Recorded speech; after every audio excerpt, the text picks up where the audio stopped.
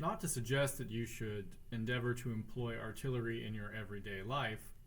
The previous example where you have a cannon that has a certain amount of powder and speed and is set at a certain angle, and I just want to calculate how far the ball will go, is not really the point of projectile motion. Ultimately, you want to be able to put that projectile onto some sort of sinister threat in order to make it less sinister and or threatening. So if we change those initial conditions where I have a preset angle on my cannon and I have a target that is set 300 meters away, how much powder should I pack into that cannon in order to make the ball land in the place that I want? So the information that's going to come out of this calculation is the muzzle velocity that is required, which is ultimately determined by how much propellant you shove down the barrel. So using the same chart, right, the same idea that we have three places that we can set some conditions for, and that we have to consider everything horizontally and vertically, and that there are 5 kinematics variables to solve, we can start filling in some of this stuff. So first off, I know that my target is 300 meters away horizontally. So I can set that here, 300. I also know that I want the cannonball to hit the ground at that particular place. So I can set those numbers in. My launch point, of course, will be at 0, 0 and at time 0. I know that once the cannonball leaves the cannon, it's only being influenced by gravity. So the acceleration it will experience is 0 in the horizontal direction and negative 9.8 in the vertical direction.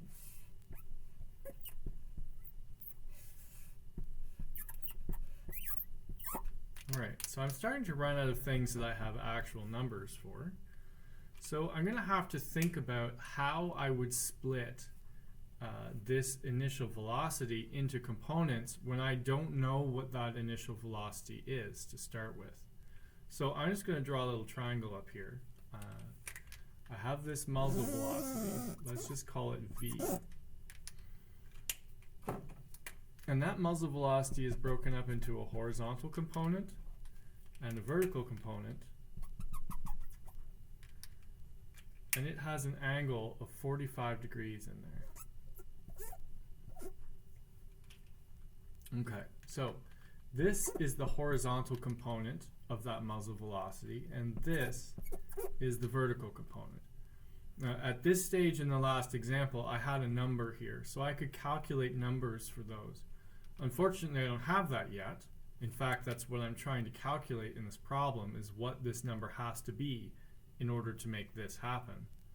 So I'm going to have to leave my Vx and my Vy with a variable in it.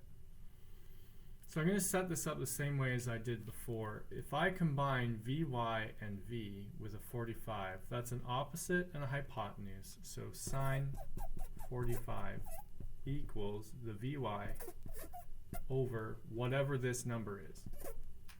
Therefore, Vy would be V sine 45 if I cross multiply. Similarly, using Vx and V, that's the adjacent over the hypotenuse, so that's a cosine relationship. Vx over V. So my Vx value then will be whatever this muzzle velocity is, to be determined, cos 45. Now I could change sine 45 and cos 45 into 1 over root 2 and then carry it through. I'm going to leave it as sine 45 cos 45 so you can see what happens in case these angles change. In case, he says, when these angles change for the problems you're going to try later. So I'm going to take these two things and I'm going to fill them in to my chart. My initial speed is V cos 45, V sine 45. V cos 45, V sine 45, V cos 45, v sine 45. Okay. So if I go through and I do some calculations, I just need to have, well, let me identify the numbers I need to know. Let's see, down here, this one, because no time has passed, my v final will be v cos 45, v sine 45. These always match in this particular column, so you just fill them in. So I have some questions to ask myself about here, and here, and here, and here, here, and here, and here, and there. There's one we can solve right away. This one. At the maximum height, the vertical final velocity is 0, so I can jot that one in. So I just need to have 3 numbers in any column and I can do some calculations. So I have 1, 2, 3 here. I can solve this branch. And I have 1, 2, 3 here, so I can solve that branch. So just choosing this one because it's first in my sweep across, I need an equation connecting distance with v final, v initial, and acceleration. So that one would be vf squared minus vi squared equals 2ad. So using these numbers, negative v sine 45 for my v initial equals 2ad, should be 2 times negative 9.8 times the distance. Alright. So sine 45 is 1 over root 2. So I'm just going to move this around a little bit. You notice that I have 2 letters in there. So that's a bit confusing. Maybe we'll just pause for a second. Pause.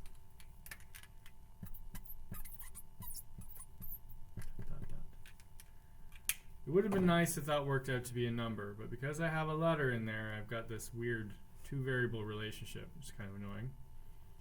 So if we leave that one for a minute, we'll try this one here. I'm going to end up with v sine 45, so I need to connect initial speed, acceleration, distance, and v final, perhaps. So vi, vf, a, and d would be vf squared minus vi squared equals 2ad. Distance is 0, so I end up with v final squared equals v initial squared. Well, that's okay. That's going to give me that the final speed should be plus or minus the initial speed. And as we discovered in the last example, one of these is the initial conditions, the other one is the final. So this thing here, I just calculated as being negative v sine 45. The final speed is whatever the initial speed is, but just headed downwards. All right. So if that's true, I should be able to calculate the time then.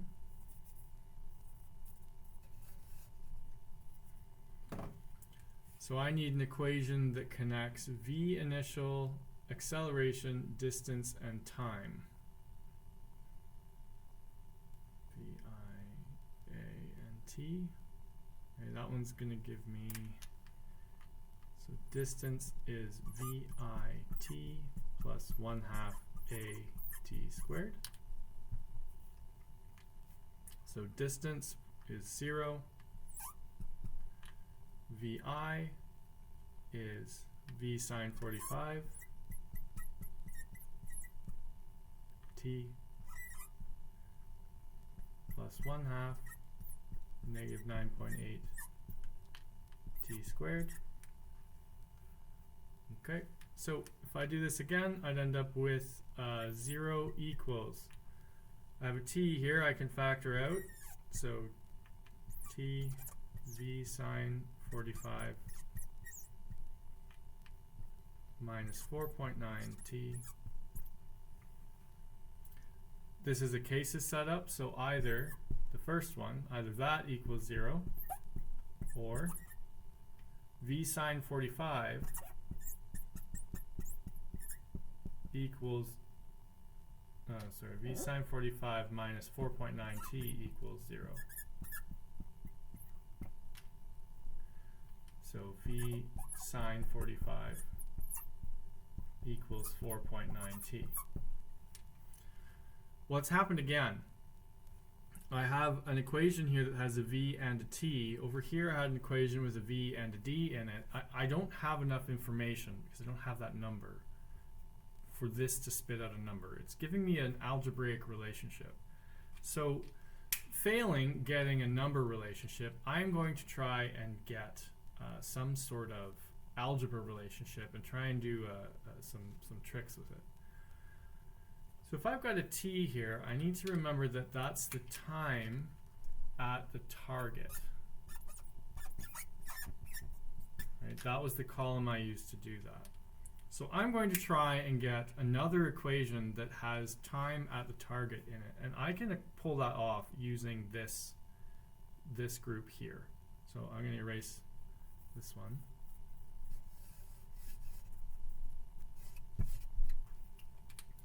An equation that would combine initial speed, acceleration, distance, and time would be distance equals VIT plus 1/2 AT squared. Okay, and here distance is 300. Initial speed is V cos 45 T plus 1/2 AT squared. Oh, sorry, the A is 0. 0 times time squared makes that go away. And so I have a new relationship here that contains both a V and a T. Now if I'm after the value of V, what I'm going to do then is I'm going to solve this for T, and then I'm going to shove it into this equation, or vice versa. I think just by my layout, I'm going to try and shove this one into that. So if I rearrange this to make it say T equals, I would have 300 over V cos 45. So these three, this and this, go underneath on the other side. So I'm going to take my equation I generated from the y column, V sine 45, 4.9. And instead of writing T at the target, I'm going to write 300 over V cos 45.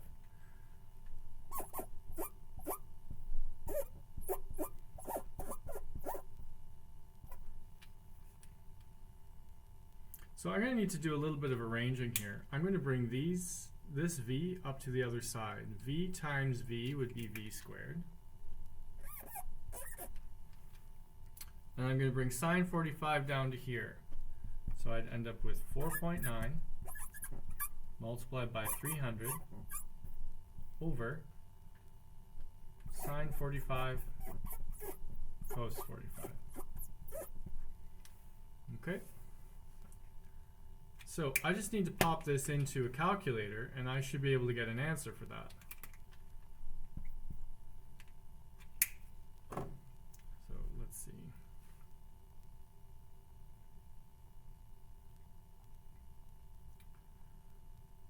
.9 times 300 gives me 1,470 divided by sine 45 equals 2,078 divided by cos 45 equals 2,940. So V squared then is 2,940. I have to square root both sides, so V would be the square root of 2940. So V is square root 2940 gives me 54.22.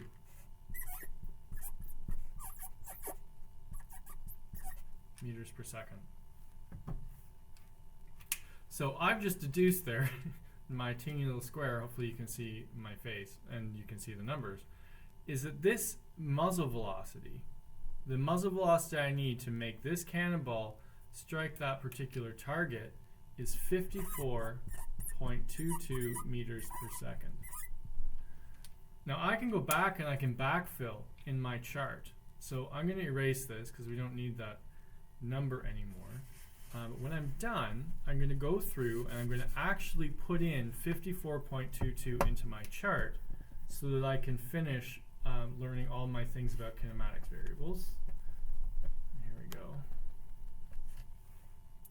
So the first thing I'm going to replace is anywhere I see v cos 45.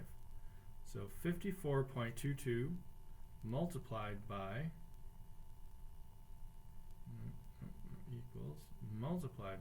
cosine 45 equals 38.34. So this can be replaced by 38.34. So can this?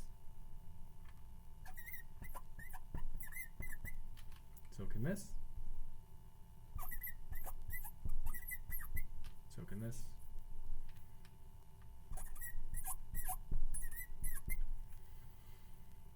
Next thing I'm going to do is take 54.22 and multiply it by sine of 45, and you can put that in your calculator and check it, but it's going to give you the exact same answer.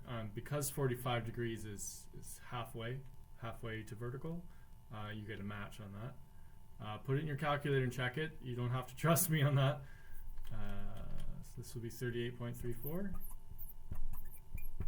So this.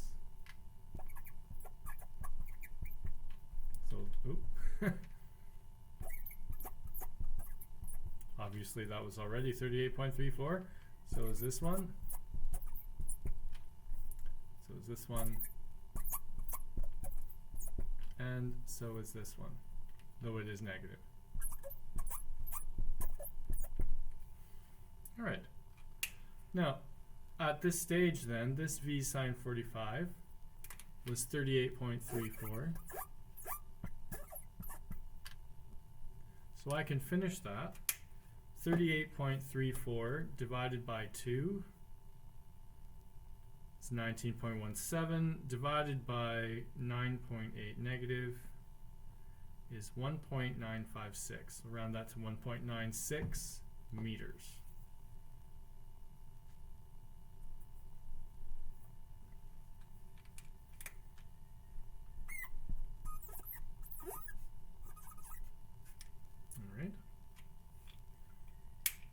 Lovely. Then clean that off now, and I can keep working on. Oh goodness, that has an error in it because that has to be squared, doesn't it? Let's just start again.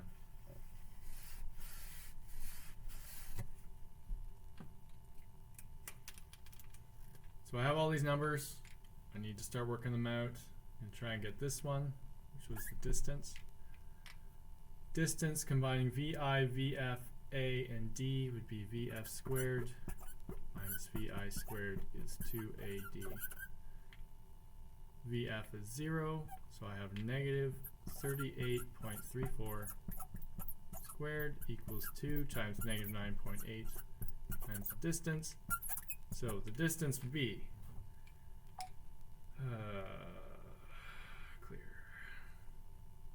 38.34 squared this time, divided by 2, divided by 9.8, gives me 74.997, which will round up to 75.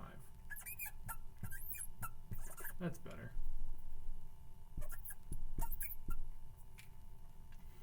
And if that's 75 meters, then I can calculate my time here using VI, VF, and A. So VF minus VI is acceleration times time.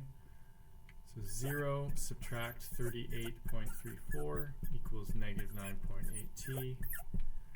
So t would be negative 38.34 divided by negative 9.8, which is going to give me 38.34 divided by 9.8, 3.91. All right, erase these.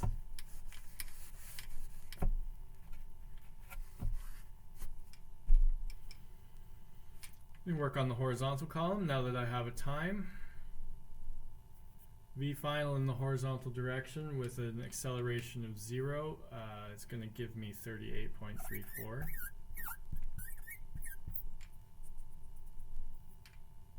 Same will happen here.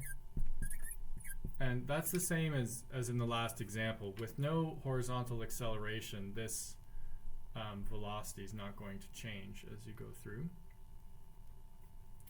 So last one on this segment here, I need to get the distance. So let's see, connecting VI, VF,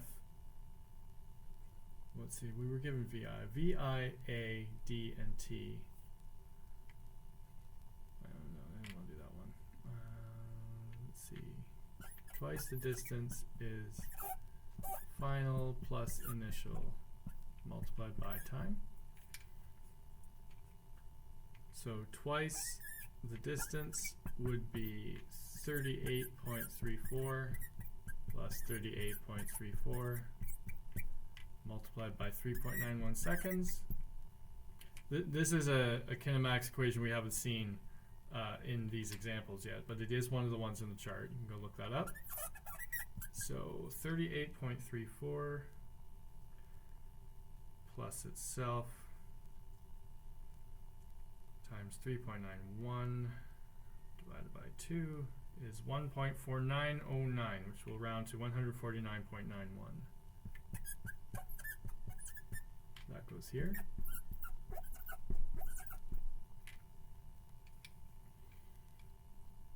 Okay, well that's encouraging. My target is supposed to be 300, and this is pretty much half of 300 with a rounding error. So that's looking good.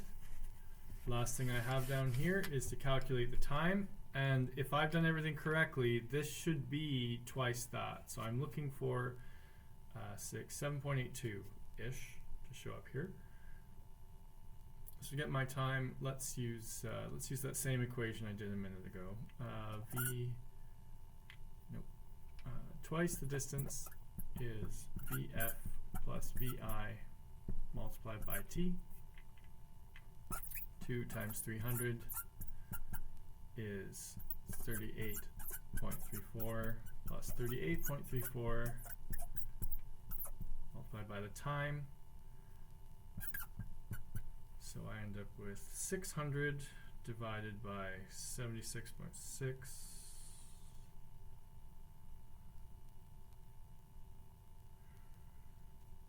Gives me 7.82 seconds, which is twice that. That's what I was expecting. All right. So we've learned everything there is to know about all 5 kinematics variables at all 3 interesting positions in both horizontal and vertical directions. In order to pull that off, I had to leave my muzzle velocity as an unknown number, and then work through the 2 columns here, the vertical and the horizontal ones at the target, in order to combine 2 algebraic expressions to solve for that appropriate muzzle velocity. Once I had that, I could go back and get the rest of this information. Last thing to do is to write the parabolas.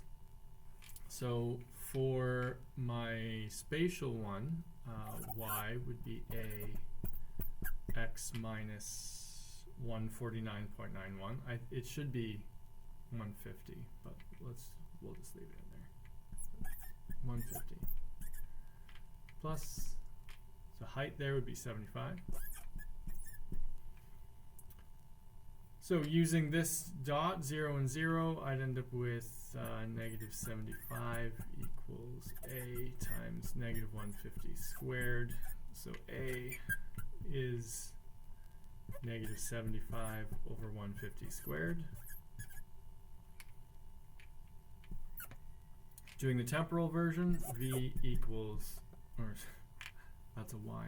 Y equals a time minus 3.91 seconds squared plus a height of 75.